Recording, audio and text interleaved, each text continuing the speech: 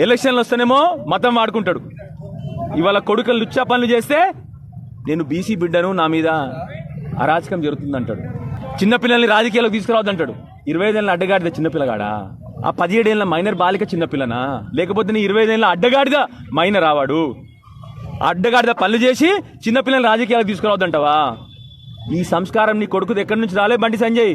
నువ్విచ్చిన సంస్కారమే, నీ భాష, నీ గుటుక, నీ ప్రవర్తననే ఆ పిల్లగాడిని అట్లా తయారు చేసిందని చెప్పి నేను ఇవాళ ప్రెస్ మీడియా ముందుగా నుంచి చెప్తా ఉన్నా.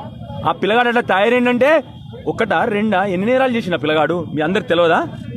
కొట్టుడు, ర్యాగింగు, బుల్లింగు, కాలేజీలలో అమ్మాయిలు వెనుక పడడము, వందల నేర చరిత్ర ఉన్న పిల్లగాడైనా ఎక్కడి నుంచి వచ్చింది ఆ సంస్కారం ఆయనకు? నువ్వు నేర్పించిన సంస్కారమే కదా బండి సంజయ్. నువ్వు మాట్లాడే భాష ఒకరి పుట్టుక గురించి మాట్లాడతావు. ఇవాళ ఏ పుట్టుక గురించి మాట్లాడతావు బండి సంజయ్? మరి చెప్పు, ఇవాళ ప్రజలకు చెప్పు. ఇవాళ చిన్నపిల్లల్ని రాజకీయాలు తీసుకురావద్దని ఒక సెంటిమెంటు, ఆఖరికి మళ్ళొక సెంటిమెంట్. నిన్న ఎవరు నమ్మకండి నేను ఏబీవీపీ అని ఏడడం. ఏం దొంగ పనులు ఇవన్నీ? చేసే దొంగ పనులు. నీ ఏబీవీపీ చెప్పిందా ఈ పనులు చేసామని చెప్పి? నీ ఆర్ఎస్ఎస్ చెప్పిందా ఈ పనులు చేయమని చెప్పి? నేను దయచేసి నా ఏబీవీ మిత్రుల్ని, ఆర్ఎస్ఎస్ మిత్రుల్ని కూడా కోరుతా ఉన్నాను నేను. మీరు సమర్థిస్తా ఉన్నారు ఆయన ఇవాళ. నిలదీయండి. మీ అందరి ఇళ్లలో కూడా ఆడపిల్లలు ఉన్నారు కదా. ఒక మైనర్ బాలికకు జరిగిన అన్యాయం అని నిలదీయకపోతే రేపు పొద్దున ఎడిపోతుంది సమాజము.